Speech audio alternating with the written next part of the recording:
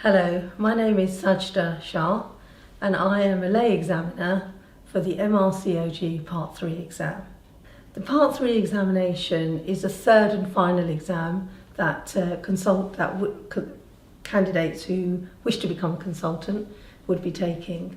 The exam is a practical exam and it's normally a day-long event. There are around 12 to 14 stations that the candidate would have to go through. The exam takes place in a setting whereby myself as a lay examiner would be co-examining with a clinical examiner, and we'd also have the services of an actor or an actress who would normally sit in the middle. A scenario would be presented to the candidate and the candidate would have to respond accordingly in terms of advice. My role specifically focuses on the communication element, and what we're looking for there are a number of key things, particularly in relation to patient safety and particularly in relation to communication. We'd be wanting to assess the candidate's ability to engage and empower the actor or actress in this scenario, particularly around any concerns that they may have, or the way in which they would provide the adequate and sufficient level of medical advice.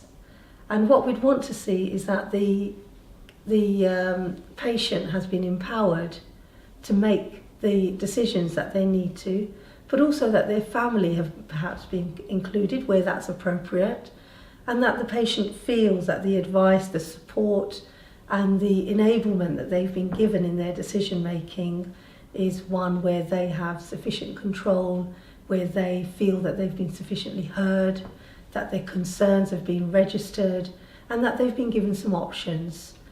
I enjoy being a lay examiner because I find it very rewarding on a personal level, as well as quite enriching in all of the other things that I do, which works both ways. Reciprocally, I can bring skills and knowledge and experience in other areas that I have to this role, as well as taking from it into other areas that I'm involved with.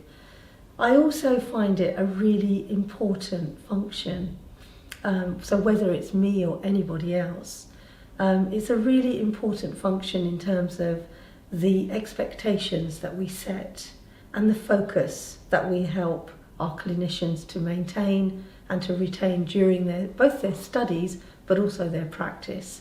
And I think it sets a very strong precedence and a very clear expectation of how we want our clinicians to develop into the future.